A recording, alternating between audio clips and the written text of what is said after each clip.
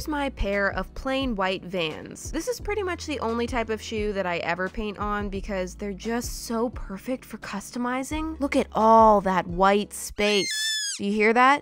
It's the shoes screaming for some color. Also, since there are no laces, we get maximum amount of space to work with, which means we have more options, which means time to figure it out because I still need to tape them up. I've got my vinyl tape here, and I'm just gonna carefully work that around the edge of the shoe. Can't say I really enjoy that step. It's the worst part of painting on shoes, in my opinion. It's really boring, and I dread it every time. But I think that it ends up saving time in the long run because once you get your sole protected, you should always protect your soul. You can work much faster with the paintbrush. Plus, it gives us a nice little reveal at the end. Also want to tape up the elastic area. Well, I don't want to, but I must. We don't want paint all up in our stretchy zone. One shoe done and prepped, onto the other one. The second time always goes by so much faster. Alrighty, both shoes ready to be painted. That means I gotta come up with my design idea. First, let's get out the paint. That'll buy me another couple seconds of valuable panicking time. I'm using Angelus leather paint. I have acquired quite a healthy collection of it, but I usually use the paint from here, which is where I store all my custom colors that I've mixed myself. This palette keeps them all nice and fresh in here, more or less. No one's perfect. And now, no more excuses. It's time to get started. Oh gosh, ow. Just as soon as I get this bottle open. So let's watch me in a moment of weakness. I'm about to pop a vessel here. That is one bad thing about this paint. The bottles tend to become painted shut, which is not so fun to deal with. I ended up having to resort to slicing the bottle in half just to get the paint out. And then I discovered this bottle is basically empty. Just clean the blood off my weapon. And I guess I'll try to make use of this last little bit of paint. All that effort for literally 3 drops of paint. Okay, so I grabbed another bottle. Oh my gosh. Luckily, this time didn't result in anyone getting decapitated. So anyway, my whole goal here is just to freshen up this light purple and maybe tweak the color slightly. And now we can get to the painting. I'm dipping into that purple paint. Ooh, here we go. The first stroke. What a beautiful one. 8 out of 10, except for that little chunk. Chunk's always ruining things. I'm painting the whole shoe with this light purple. This is gonna be my background color, which means, yes, at this point I have settled on my idea for this pair of shoes. So far, I've done, let's see, 2 character themed and 1 kind of abstract type thing. So I wanted to do something different for this pair. Not that it's super out of the box crazy. It's actually a very typical kind of design for me, but just slightly different than what I've done. Flip it over. So here I go sketching my design. Can you tell what it is? Yes, it's dessert. If I'm gonna have a collection of custom shoes, and that seems like what's going on here, I think that it's only right that I dedicate at least 1 shoe to desserts. Doesn't the Shelly and Eustace pair count as dessert themed? No, it's not the same thing. So I've drawn an ice cream cone, a donut, and a cake roll, and they're nice and snuggled together here. I wanted to include more desserts. Where's the popsicle?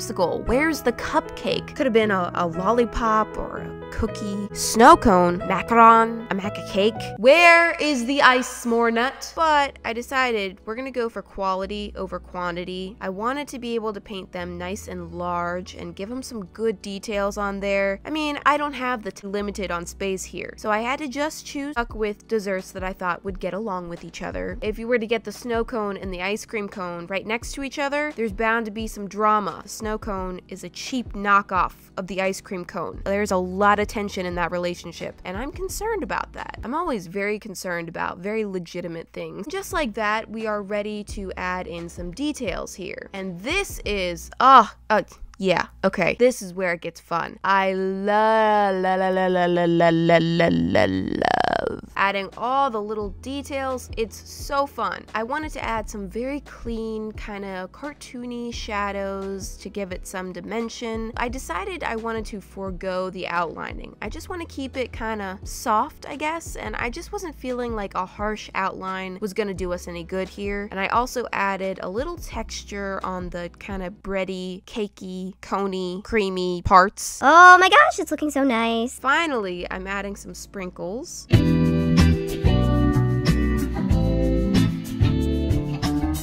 few more details here and there, and boom, the main painting is done, but I do want to add a few more touches here to make it feel completely finished. So I decided to paint the trim area with a darker purple, go with that kind of two-tone look. And here's where I realized this is a slightly different style shoe than the ones that I've used in the past. There's a big kind of like Y-shaped area on the back. I am painting that as well. Not sure I'm a huge fan of this style. I think I like the other version a bit more, but that's fine. It's fine. So this is what we've got now. Definitely could have been finished at this point, but I was having a hard time dealing with the little bit of, I did what every overdoer does, and I filled it up with random worthless nonsense. I think the stars are kind of cute, but they are very unnecessary, and I go back and forth about whether they really helped the design, but it's kind of too late now. Technically, I could have painted back over them, but this paint is kind of thick, so you would have been able to see the shape of them underneath, and that almost would have been worse. It would have been like pimples that are like under the surface. You can see the texture. Stars are here to stay. They're not going anywhere. Let's just say that we like them. Okay, everyone? Okay, we like them. And if you can't say that, get out. No. You're entitled to your own opinion, of course, as long as you agree with me. So one shoe mostly done. I'll come back to this in a little bit, but for right now, I want to get going on the other shoe. You ready for this, little buddy? So here we go, bringing out the paint again. This time, I'm gonna freshen up the light blue with a bit of blue and a bit or a lot. Whoa, a ton of white paint. Very liberal on that. Mix all of that together and wonderful. We've got a nice gentle blue. And I'm going with blue as the background color for this shoe. I just can't bring myself to do the same design on both shoes because that would bore me. So I'm going with a design that complements the other shoe but still has its own kind of unique thing going on because that's much more interesting for me to paint and for you to watch, hopefully. So what am I drawing on this shoe? More desserts? No. What comes after dessert? Dinner, of course. On this shoe, I'm painting a group of 3 savory foods in a kind of similar composition as the dessert shoe. So let's get painting that. I actually had many ideas for different designs I could do on pairs of shoes.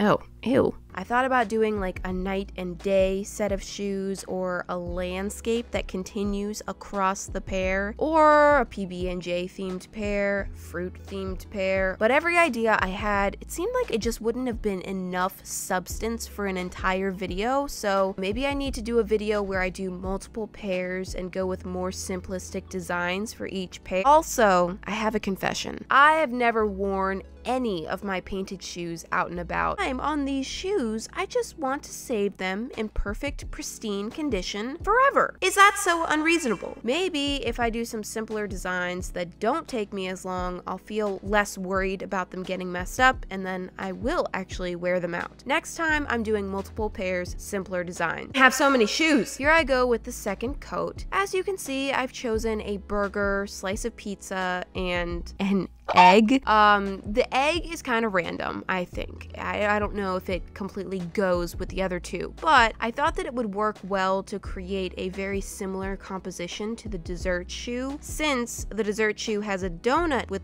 the hole positioned in the same place as the yolk, so it's kind of like a yin-yang type of balance. I also could have done an avocado there, and the seed could have been the circular part of the composition. Am I overthinking this? Either way, I got the flat colors built up, and now is the fun time, adding all the little details that really bring this to life. Is there anything more fun than painting food? I don't think so. And I was very happy because these were turning out really nice. I really like the style of the shadows and the whole lineless look. Now for painting on the trim. Of course, this time I'm going for a darker version of blue to contrast with the light blue background. And finally, you know, we're gonna do the stars. Still not completely sold on these, especially with the way I was very awkwardly spacing them on this shoe. What are you doing? I have to add them because otherwise we're going to be very terribly mismatched. So, I mean, I guess it's good. It does kind of add some interest to the back of the shoe instead of leaving that completely plain. I really need to convince myself that I like them. And here is the magical moment where the shoes come together. Meet your soulmate.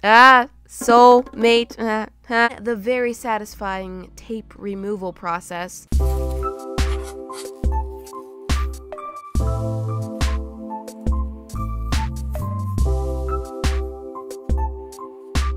Beautiful. Now, like always, there are a few places along the edge that need some touching up, so take care of that. And once everything looks nice and neat, it's time for the clear coat. Just pouring some of that into a nice crusty paint palette and going ahead and applying that over the entire shoe. Oh, you can have some too, of course. And there they are, completely finished. I think these turned out super cute. I really love the style of the painting. I love the idea of the savory food on one foot and desserts on the other foot. They're so different, but I think that they're still balanced and they work together. Right now, in this moment, I'm even kind of liking the stars. They're not so bad. Will this be the first and last time that I wear these shoes? I hope not. Hopefully, I will have the courage to put these on again. Either way, I am very pleased with the final results, and I thoroughly enjoyed painting these. I hope you guys like them. Thank you so much for watching, and I'll see you next week. Bye!